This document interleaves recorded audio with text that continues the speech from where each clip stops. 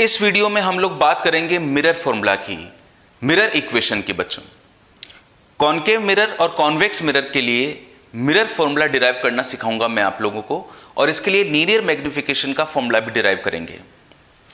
ये board point of view से बहुत इंपॉर्टेंट वीडियो है, और अगर आप लोग जेईई या फिर नीट की तैयारी कर रहे हैं तो वहां पे भी आपके कंसेप्ट क्लियर करने के लिए ये बहुत ही इंपॉर्टेंट वीडियो है। बच्चों, इस वीडियो को लास्ट तक देखिएगा जिससे कि इसका डेरिवेशन आप लोगों को अच्छे से समझ में आ पाए। हम लोग जो डेरिवेशन कर रहे हैं वो कॉनकेव मिरर के लिए कर रहे हैं, ठीक है। ठीक ऐसे ही कॉन्वेक्स मिरर के लिए भी इसका डेरिवेशन हो सकता है।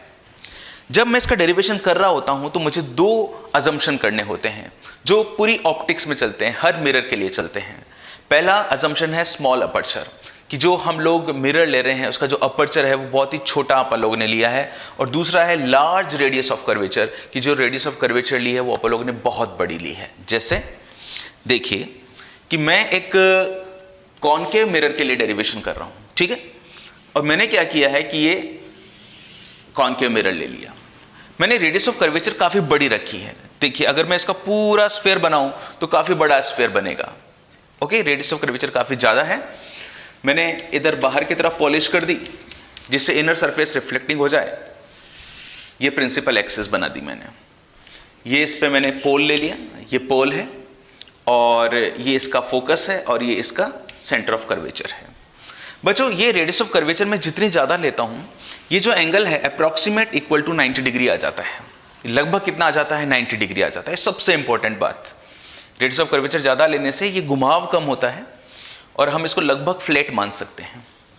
अब देखिए मैंने क्या किया कि एक ऑब्जेक्ट लिया और ऑब्जेक्ट को मैंने यहां पर रख दिया beyond centre of curvature. Infinity और सेंटर ऑफ कर्वेचर के बीच में मैंने ऑब्जेक्ट को रख दिया है। और मैं जानता हूं कि मेरे को अगर इमेज बनानी हो तो मेरे को 2 रेज की जरूरत होती है, एटलीस्ट 2 रेज चाहिए, ठीक है। तो मैंने क्या करा, एक रे तो ली है, इससे ऐसी रे जो प्रिंसिपल एक्सिस के पैरेलल में जा रही है, ऐसे। ये जब गई यहां पर तो किसी एम पॉइंट पे इसने स्ट्राइक किया, और एम पॉइंट पे स्ट्राइक करने के बाद में आप लोग जानते हो कि प्रिंसिपल एक्सिस के पैरेलल जो मूव करती है वो रिफ्लेक्शन के बाद में कहां से पास होती है? फोकस से। ये फोकस से पास होती हुई आ गई। और जो दूसरी रे है वो मैंने ली ऐसे कि जो इस पॉइंट पी पर जा रही है। ये जो लाइन है प्रिंसिपल एक्सिस, ये नॉर्मल की तरह बिहेव करता है इस पॉइंट के लिए, तो ये रे ऐसे गई, ठीक है। आप लोग जानते हो कि लॉ ऑफ रिफ्लेक्शन से जितने एंगल पर रे आती है उतने ही एंगल पर रिफ्लेक्ट होकर चली जाती है, तो ये रे ऐसे रिफ्लेक्ट होकर चली गई। अंडरस्टैंड? तो यहां पर इमेज बन गई, ये इमेज बन गई। ये जो ऑब्जेक्ट है बच्चों, इसको अगर मैं ए बी से रिप्रेजेंट करता हूं और जो इमेज है इसको अगर मैं ए डैश बी डैश से रिप्रेजेंट करूं तो अभी मेरा रे डायग्राम बन गया।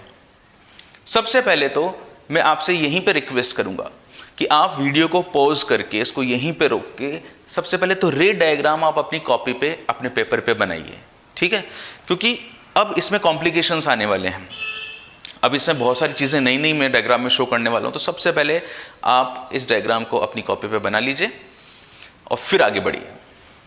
देखो, ये ए बी, ये ए डैश बी डैश, ये पोल है। मैंने आपको इससे पहले वाले वीडियो में बताया था कि साइन कन्वेंशन का कैसे यूज करना है, ठीक है। वो वीडियो बहुत इंपॉर्टेंट था बच्चों, उसको देख लेना बढ़िया से। साइन कन्वेंशन जब भी आप लोग यूज करते हैं तो सारी डिस्टेंसेस पोल से मेजर करते हैं, और इंसिडेंट रेज की डायरेक्शन में जो मेजर की गई डिस्टेंसेस होती हैं उनको पॉजिटिव मानते हैं, और उनके अपोजिट जो डिस्टेंसेस होती हैं उनको आप लोग नेगेटिव मानते हैं। तो देखो, सारी डिस्टेंसेस कहां से मेजर करेंगे? पोल से। ये ऑब्जेक्ट है, पोल से जो ऑब्जेक्ट का जो डिस्टेंस है इसे मैं यू बोला करूंगा। ये जो डिस्टेंस है, ये डिस्टेंस क्या हुआ करेगा बच्चों? यू हुआ करेगा। और जो इमेज का जो डिस्टेंस है उसे हम लोग वी कहेंगे। और ये फोकस है, तो पोल से लेकर फोकस का जो डिस्टेंस है ये फोकल लेंथ होगा, इसे हम लोग एफ से रिप्रेजेंट करेंगे। अब देखिए, इसमें सिमिलर ट्रायंगल की प्रॉपर्टी बहुत ज़्यादा यूज होती है, तो मैं आपको थोड़ा सा बता देता हूं कि जो सिमिलर ट्रायंगल्स होते हैं वो कौन से ट्रायंगल्स होते हैं। सिमिलर ट्रायंगल्स वो ट्रायंगल्स होते हैं जिनके कोई से भी 2 एंगल्स बराबर होते हैं। अगर 2 एंगल्स बराबर होंगे तो ऑब्वियसली तीसरा एंगल भी बराबर ही होगा। तो लेकिन जो कंडीशन है बेसिक वो है कि कोई भी 2 एंगल बराबर होने चाहिए। अगर 2 एंगल बराबर होते हैं किन्हीं 2 ट्रायंगल्स में तो उनकी साइड्स का रेशियो सेम होता है। जैसे मान लीजिए मैंने ये दो ट्राइंगल लिए, ये वाला ट्राइंगल और ये वाला ट्राइंगल। इन दोनों ट्राइंगल्स में देखो ये एंगल कितना है 90 डिग्री, और ये एंगल भी दोनों में सेम है, इस ट्राइंगल में और सेम ट्राइंगल में, तो दोनों ट्राइंगल क्या हो गया सिमिलर। सिमिलर ट्राइंगल्स के लिए साइड्स का रेशियो सेम होता है। जैसे इसका परपेंडिकुलर की लेंथ अगर मैं y1 और बेस की लेंथ अगर x1 बोलता हूँ, और उसके परपेंडिकुलर की लेंथ y2 और बेस की लेंथ x2 बोलता हूँ, तो उसका जो परपेंडिकुलर और बेस का रेशियो होगा वो इसके परपेंडिकुलर और बेस का रेशियो होगा। y1/x1 equals to y2/x2। ये सिमिलर ट्राइंगल्स की एक प्रॉपर्टी होती है जो अपन को ध्यान में रखनी चाहिए। जैसे मान लीजिए कि मैं ऐसे ये दो ट्राइंगल्स देखे, ये दोनों ट्राइंगल्स भी क्या है सिमिलर। ये तो वर्टिकली अपोजिट एंगल हो गए, तो ये एंगल क्या हो गए सेम हो गए, ये भी 90 और ये भी 90। जब दो एंगल सेम है तो तीसरा एंगल अपने आप क्या होगा सेम होगा। तो ये y1, ये x1, ये y2 और ये x2 हो, तो y1/x1 इसके परपेंडिकुलर और बेस का रेशियो इसके परपेंडिकुलर और बेस के रेशियो के बराबर होगा। ठीक है ना। ये मैथमेटिक्स, ये सिमिलर ट्राइंगल्स जो हैं हम लोग यहाँ पे बार बार यूज करेंगे। तो देखिए जरा मैं आपको इसमें बताता हूं कि सिमिलर ट्राइंगल्स कैसे ढूंढे जाएं। तो देखो ये वाला जो ट्राइंगल आपको दिखाई दे रहा है, ये वाला ट्राइंगल FA', और ये वाला जो ट्राइंगल है आपका PMF, ये दोनों ट्राइंगल्स आपस में क्या सिमिलर हैं। क्यों? देखो ये वाला जो एंगल है और ये वाला एंगल वर्टिकली अपोजिट एंगल से दोनों एंगल क्या हो गए सेम हो गए। ये वाला एंगल 90 डिग्री और ये वाला एंगल भी अप्रोक्सीमेट 90 डिग्री है, क्योंकि मैंने आपको बताया कि जो रेडियस ऑफ कर्वेचर है वो हम लोगों ने अजम्पशन में क्या ले लिया है, लार्ज ले लिया। लार्ज लेने से ये अप्रोक्सीमेट एंगल कितना हो जाता है 90 डिग्री।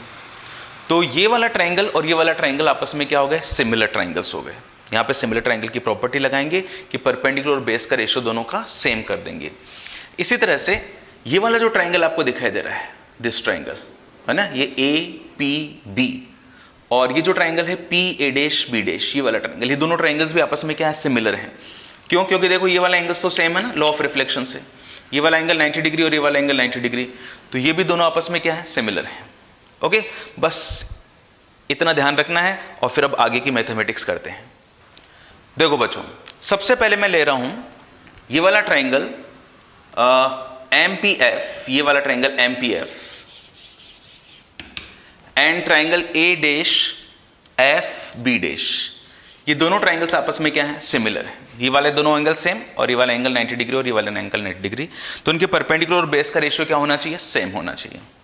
तो देखो इसका जो परपेंडिकुलर है वो कितना है PM, और जो बेस है वो कितना है PF। तो PM/PF इज इक्वल्स टू इसका परपेंडिकुलर और बेस का रेशियो ये है A'/B' अपॉन FA'। ठीक है। अच्छा, अब एक बात देखो कि ये जो आपको PM दिखाई दे रहा है, ये जो यहां से यहां तक की लेंथ है, ये वाली लेंथ AB के बराबर है कि नहीं। ओके, अगर ये वाली लेंथ AB के बराबर है तो मैं इसको लिख रहा हूं, PM को लिख रहा हूं मैं AB, PM को मैंने लिख दिया AB upon PF is equals to A'/B' upon FA'। ठीक है। तो AB upon A'/B' is equals to PF upon FA'। ये मेरे पास में मान लीजिए इक्वेशन नंबर 1 आ गई। ठीक है। इस इक्वेशन नंबर 1 को मैं एक काम करता हूं, यहां पे भी लिख लेता हूं, जिससे कि आगे हमें ध्यान रहे कि एक रिलेशन आया था। अब देखिए इस ट्राइंगल APB और इस ट्राइंगल A'/B', को ये दोनों भी सिमिलर हैं क्योंकि ये वाले दोनों एंगल सेम हो गए। ठीक है ना, लॉ ऑफ रिफ्लेक्शन से ये वाला एंगल भी 90 डिग्री और ये वाला एंगल भी 90 डिग्री। तो मैं ऐसे कह सकता हूं कि ये वाला ट्राइंगल और ये पूरा ट्राइंगल, इन दोनों ट्राइंगल को हम लोग सिमिलर मान सकते हैं, और अगर ये सिमिलर हैं तो इनकी साइड्स का रेशियो क्या होगा बच्चों सेम होगा। तो इसमें देखो परपेंडिकुलर और बेस का जो रेशियो है वो इसके परपेंडिकुलर और इसके बेस के रेशियो के बराबर होना चाहिए। इसका परपेंडिकुलर देखो आप AB और बेस देखो PA, परपेंडिकुलर तो AB और बेस कितना है PA। इसी तरह से इस ट्राइंगल में परपेंडिकुलर कितना है A'/B' और बेस कितना है PA'। AB upon A'/B' is equals to PA upon P A dash. Equation number 2, ये इक्वेशन नंबर 2 आई बच्चों, और ये इक्वेशन नंबर 1 थी जो हम लोगों ने अभी थोड़ी देर पहले निकाली थी, इन दोनों ट्राइंगल्स का कंपैरिजन करके। इन दोनों इक्वेशंस की जो लेफ्ट हैंड साइड है वो सेम है, तो राइट हैंड साइड भी आपस में क्या होगी, इक्वल होगी। तो मैं इनके राइट हैंड साइड को भी इक्वल करने जा रहा हूँ। Equation number 1 is equals to 2, तो इसकी जो राइट हैंड साइड है उसकी राइट हैंड साइड को बराबर लिख रहा हूँ। तो P F upon F A dash is equals to इसका ये, मैंने इसकी राइट हैंड साइड और इसकी जो राइट हैंड साइड है इनको आपस में इक्वल कर दिया, ठीक है। और अब मैं क्या करने जा रहा हूँ, इनकी वैल्यूज पुट करूंगा, P F, F A dash, P A और पी ए डैश की। इस डायग्राम से सबसे पहले मैं वैल्यूज निकाल लेता हूँ विद प्रॉपर साइन कन्वेंशन, क्योंकि आपको पता है बिना साइन कन्वेंशन के आपको ऑप्टिक्स में कुछ भी नहीं करना है। इन सब की वैल्यूज लिखनी है। आइए सबसे पहले वैल्यूज निकालते हैं। पी एफ, पी से लेकर एफ तक, पी से लेकर एफ तक की जो वैल्यू है, जो डिस्टेंस है, वो फोकल लेंथ है। मेजरमेंट करेंगे पी से एफ की तरफ, और इंसिडेंट रेज आ रही है ऐसे, इंसिडेंट रेज आ रही है लेफ्ट टू राइट, और आप मेजर कर रहे हो राइट टू लेफ्ट। इसका मतलब इस डिस्टेंस को आप लोग क्या लिखोगे, नेगेटिव। तो आप लोग पी एफ को लिखोगे minus F. F A dash, देखो बच्चों एफ ए डैश ये वाली डिस्टेंस है, ये डिस्टेंस कैसे निकालूंगा, इसके लिए मेरे को इस पूरी डिस्टेंस में से ये वाली डिस्टेंस को सब्ट्रैक्ट करना पड़ेगा। इस पूरा ये जो डिस्टेंस है ये v है, इसमें से अगर मैं फोकल लेंथ को सब्ट्रैक्ट कर दूंगा तो ये डिस्टेंस बचेगी। तो जो डिस्टेंस है ये आ जाएगी v माइनस एफ। लेकिन क्योंकि ये डिस्टेंस हमने कैसे मेजर करी है, राइट टू लेफ्ट, और इंसिडेंट रेज कैसे थी, लेफ्ट टू राइट, तो यहां पे क्या लगाऊंगा, माइनस, ठीक है। पी ए, पी से लेकर ए तक का जो डिस्टेंस है वो ऑब्जेक्ट का डिस्टेंस है। कैसे आ रहा हूं, right to left, incident rays कैसे जा रही थी, लेफ्ट टू राइट, क्या लगाऊंगा, minus U. P A dash, ये किसका डिस्टेंस है बच्चों, इमेज का डिस्टेंस, क्या लिखूंगा, v, साइन क्या लगाऊंगा, माइनस। और ये सारी वैल्यूज मैं यहां पर इस वाले एक्सप्रेशंस में पुट कर दूंगा। देखो जो पी एफ है, इस पी एफ की जगह मैंने लिख दिया minus F. F A dash, इसकी जगह लिख दिया minus V minus F. P A minus U, P A dash minus V. ये जो सारे माइनस है ये आपस में कैंसिल हो गए। इस v को मैं f के पास में ले गया, ये u इसके पास में मैं v माइनस एफ को ले आया। अब मैंने इसको आगे सॉल्व किया, F V U V minus U F. इस यू एफ की टर्म को मैं लेफ्ट हैंड साइड में ले आया, इधर से उठा के इधर, तो यू एफ जो माइनस था ना उधर आके पॉजिटिव हो गया, plus F V is equals to U V. अब हम दोनों तरफ हर एक टर्म को यू वी एफ से डिवाइड कर देंगे। Now divide both sides by U V F. तो देखो जो यू एफ है इसको भी यू वी एफ से डिवाइड कर दिया, ये जो एफ वी है इसको भी यू वी एफ से डिवाइड कर दिया, और जो यू वी है इसको भी यू वी एफ से डिवाइड कर दिया। देखो यू से यू और एफ से एफ कैंसिल हो गया, एफ से एफ और वी से वी कैंसिल हो गया, यू वी से यू वी कैंसिल हो गया, ये बच गया 1 by V plus 1 by U is equal to 1 by F. इसी को कहते हैं मिरर इक्वेशन, या फिर mirror formula. 1 by V plus 1 by U is equal to 1 by F. यहां पर u क्या है बच्चों, ऑब्जेक्ट डिस्टेंस, v क्या है, इमेज डिस्टेंस, और f क्या है, फोकल लेंथ। और सारी डिस्टेंसेस आपको कहां से मेजर करनी है, पोल से, पोल से और पोल से। पोल के अलावा और कहीं से डिस्टेंस मेजर मत करना, डिस्टेंसेस हमेशा पोल से मेजर करनी है, साइन कन्वेंशन लगाना है, और ये एक बेहद इंपॉर्टेंट फॉर्मूला है। 1 by V plus 1 by U is equal to 1 by F. अभी डेरिवेशन पूरा नहीं हुआ है बच्चों, हमारे पास मिरर फॉर्मूला तो आ गया है, लेकिन अब हमें लीनियर मैग्निफिकेशन भी निकालना है।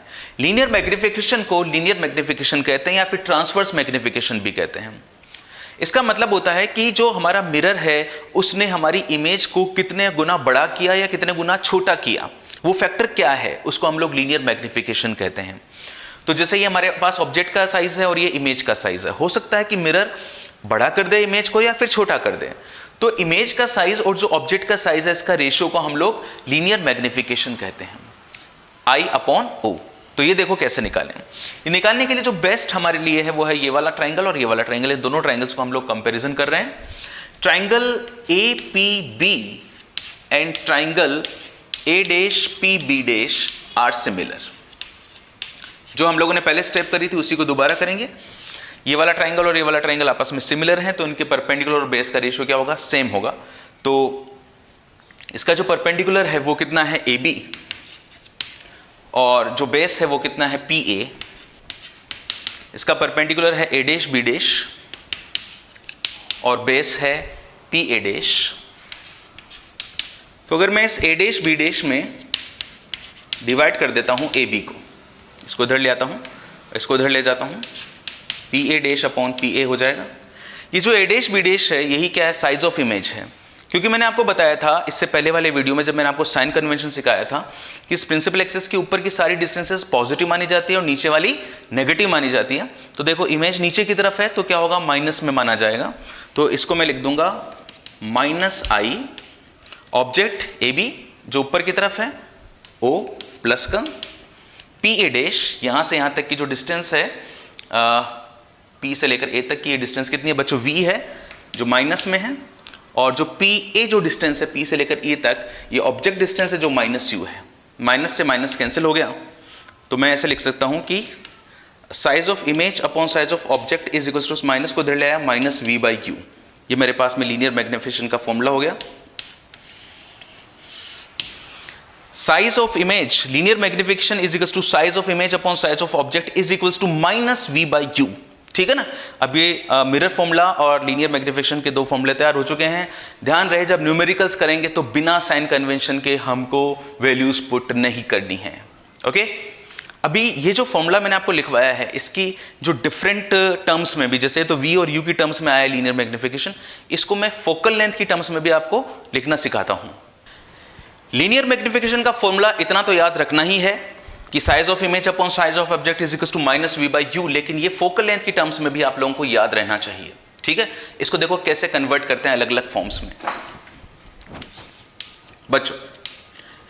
अब ये V और U की टर्म्स में है, मैं इसको U और F की टर्म में चेंज करना चाहता हूं, या फिर मैं इसको V और F की टर्म में चेंज करना चाहता हूं। तो देखो कैसे करें। सबसे पहले मैं U और F की टर्म्स में चेंज करना चाहता हूं। इसके लिए अगर मेरे को U और F चाहिए तो मेरे को V हटाना पड़ेगा। अब इसमें से देखो V हटाने के लिए मैं क्या करूं, मेरे पास में मिरर फॉर्मूला है 1/V + 1/U = 1/F। तो मैं एक काम करता हूं, 1/V = लिख देता हूं, इसको इधर ले जाता हूं, 1/F - 1/U। यहां से मैं ले लेता हूं एलसीएम, FU, ये हो जाएगा U - F। तो अब जो मेरे पास में ये 1/V आया है तो V की वैल्यू लिख सकता हूं मैं FU/U - F। ठीक है, तो मेरे पास जो लीनियर मैग्निफिकेशन का फॉर्मूला था वो था ये, इसमें V की जगह मैं पुट कर रहा हूं FU/U - F। ये U से U कैंसिल हो गया। इस माइनस को मैं ऊपर नीचे मल्टीप्लाई कर दूं तो ऊपर तो प्लस बन जाएगा और नीचे ये टर्म्स उल्टी हो जाएंगी, F/F - U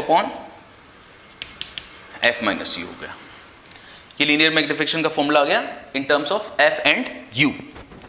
इसी तरह से ये जो अगर मेरे को V और F की टर्म्स में चाहिए हो तो मेरे को U को हटाना पड़ेगा। तो मेरे को पता है कि 1/V + 1/U = 1/F होता है। तो मैं 1/U की वैल्यू पुट कर सकता हूं, V को इधर ले जाता हूं, एलसीएम ले लेता हूं, ये 1/U की वैल्यू आ गई। अब लीनियर मैग्निफिकेशन का फॉर्मूला है मेरे पास में -V/U। ये जो 1/U है इसकी वैल्यू मैं यहां से पुट कर रहा हूं, देखो तो ये हो जाएगी V - F/FV। ये कैंसिल हो गया, ये माइनस अंदर गया तो माइनस का और ये प्लस का बन गया, F - V/F। ठीक है, तो अब देखो मेरे पास में इन जनरल अगर मैं देखूं कलेक्टिवली तो लीनियर मैग्निफिकेशन का क्या फॉर्मूला बन गया, -V/U तो था ही, size of image upon size of object. Focal length की टर्म्स में देखो तो F/F - U और F - V/F। ओके, इसे आप अच्छे से याद कर लो बच्चों। कई बार क्या होता है क्वेश्चंस में आपको ऑब्जेक्ट का डिस्टेंस दे रखा होता है, फोकल लेंथ दे रखी होती है, M पूछा होता है, तो हम डायरेक्ट ये फॉर्मूला लगा देंगे, F/F - U F - V/F। ये हुआ आपका एक पूरा पैकेज था, ये पूरा जो वीडियो था जिस वीडियो में मैंने आपको कॉनकेव मिरर के लिए मिरर इक्वेशन या मिरर फॉर्मूला डिराइव करना सिखाया। इसे आप अपने लेवल पे खुद एक बार करके देखिए, क्योंकि ये अच्छे से आना बहुत ज़रूरी है, क्योंकि इसके बाद में नेक्स्ट वीडियो से स्टार्ट होने वाला है खूब सारे क्वेश्चंस का सिलसिला। बच्चों, अगर आपको फिजिक्स को बहुत बढ़िया से सीखना है तो मेरे वीडियोस को कंटिन्यूअसली देखना पड़ेगा और पूरा देखना पड़ेगा, ठीक है ना, तभी वो लय और ताल बनेगी। और जब लय और ताल बनेगी तभी क्या होगा, एक खूबसूरत संगीत तैयार होगा।